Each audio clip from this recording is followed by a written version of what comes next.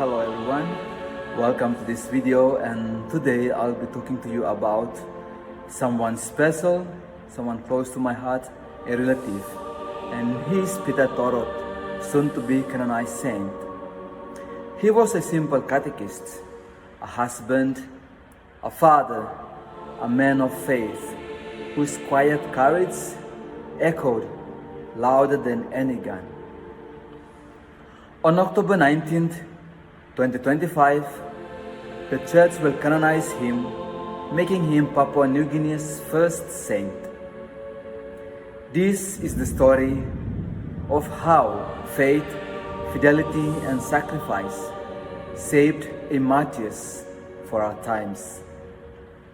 As Archbishop Rokus Tatamai beautifully said, Peter Torot is the face of holiness that emerged from our soil, an ordinary man who lived extraordinary life. Peter Torot was born on March 5, 1912, on the island of New Britain. He was the third of 6 children of Angelo Topuye, a village chief, and Maria Yatumul, both among the first local converts to Catholicism. From an early age, Peter Torot was formed in faith. His father taught him the catechism and sent him to the mission school in 1919. Recognizing his zeal, his priest recommended he become a catechist, a lay missionary who would teach and lead prayer in the community. In 1936, Peter Torot married Paula Yawarpit, and together they had 3 children, though only one survived. He lived a simple and faithful lay life, balancing family, work, and mission, always centered on prayer and service. In 1942, the Japanese army occupied the old New Britain island. Missionaries were arrested and imprisoned in Ramale, a nearby village not far from Rakunai. Churches were shut down and religious gatherings were forbidden during this time. In this dark time, catechists like Peter Torot became the lifeline of the church. Peter Torot led a secret prayers, baptized infants, visited the sick, and prepared couples for marriage, all in secret, at great risk. When Japanese authorities tried to revive polygamy to weaken Christian marriage, Peter Torot stood firm. He refused to bless polygamous unions, saying that marriage was sacred, one man, one woman for life. His courage put him in conflict with the occupiers, the Japanese, yet he never backed down.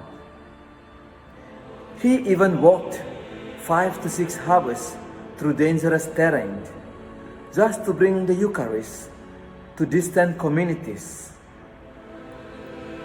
As Archbishop Tatamai reflected, Peter Torot's defiance was not born of rebellion, but of fidelity. He simply could not betray Christ's teaching on marriage and love. Because of his fearless witness, Peter Torot was arrested. He was confined in a small, dark cell, forbidden from seeing his family. Still, he prayed, he forgave, and he told his visitors, "I am in prison, not because of anything, but because of marriage and faith." In July 1945, soldiers gave him a lethal injection under the guise of medicine. He fell ill and died soon after. A martyr for Christ and for the sanctity of Christian marriage. The Japanese claimed it was sickness, but his community and the prisoners and those people who knew him believed it was martyr's death. They knew the truth. His people took him, and in procession and in quiet, without uttering any single word in fear of the Japanese, they went and buried him with reverence, whispering, "He died a martyr's death. He died for our faith." On January 17, 1995, during his visit to Papua New Guinea, Pope John Paul II beatified Peter Torot before thousands of faithful. Since then, devotion to him has spread across Oceania and the Pacific. Stories of graces, conversions, and families strengthened by his intercessions. Now in 2025, Pope Francis has approved his canonization, setting the date for October 19th, 2025.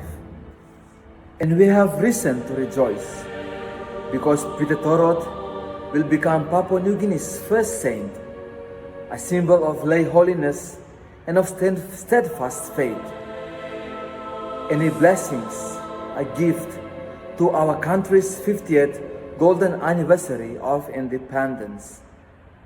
In the words of His Grace, Archbishop Rokus Tatamai, Peter Torot shows us that sainthood is not found only in cathedrals or monasteries. It can grow in the soil of our villages, in our marriages, and in our daily sacrifices. May soon-to-be saint, or rather, may Saint Peter Torot intercede for us, that we too may be faithful witnesses of Christ's life in our time and in our own little way. Saint Peter Torot, pray for us. May God bless us all.